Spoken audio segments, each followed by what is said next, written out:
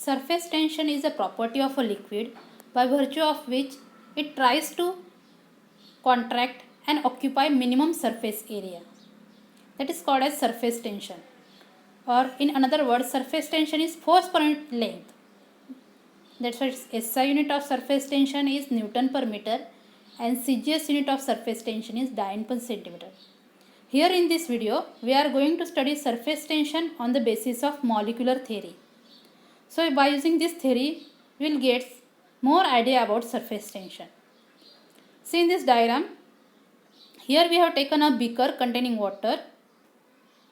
Now we are going to focus on three molecules. That is the possibility of appear in the liquid. See the position of molecule A, molecule B and molecule C.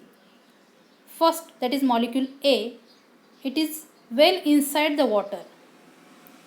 So the sphere of molecule A is inside the water and it having a neighboring molecule which are going to attract this molecule on each side, on every side.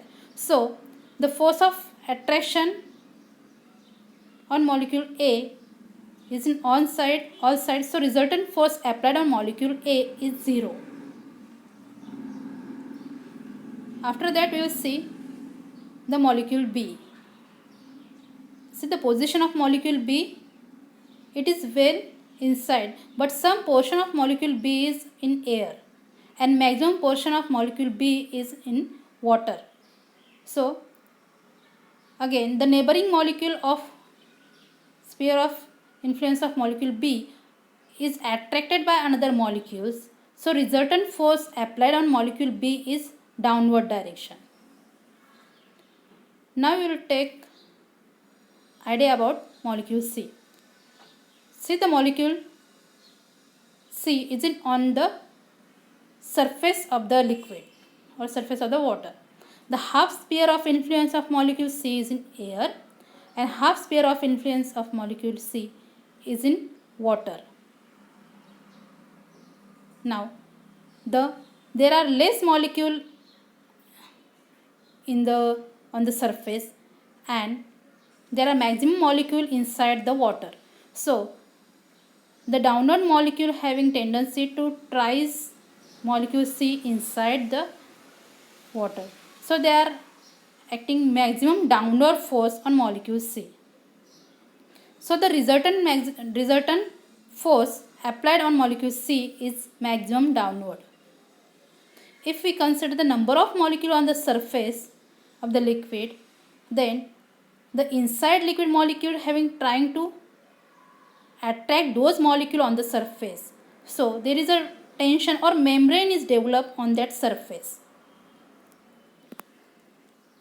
Now see, again the molecule A is well inside the liquid. It is equally attracted by the neighboring molecule of the liquid. Hence the resultant cohesive force on molecule A is 0, as I explained. And the molecule B is just below the free surface of the liquid. So the maximum part of its sphere of influence in liquid and some part of the sphere of influence in air. Since the number of molecules of the liquid in the lower half of the sphere is greater than that in the upper half, so the molecule B is experience resultant downward force. As the molecule approaches the surface, this downward cohesive force on it increases because the number of molecules in the upper half of the sphere decreases.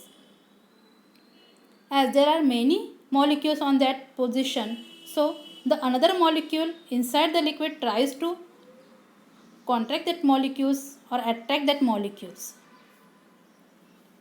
Then the position of a molecule C is just on the free surface of the liquid.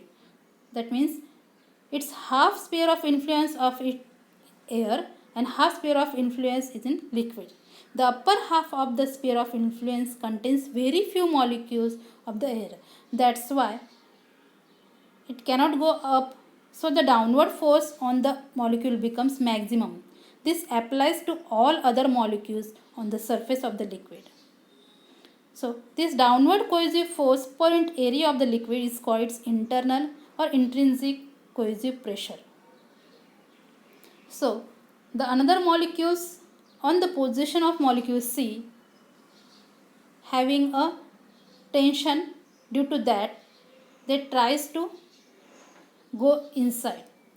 So one membrane is developed, and due to that we have seen some example, that is spider can walk on the molecule on the surface, or pin or paper can float on the liquid surface. As it is denser than liquid, then also they can float because of the surface tension.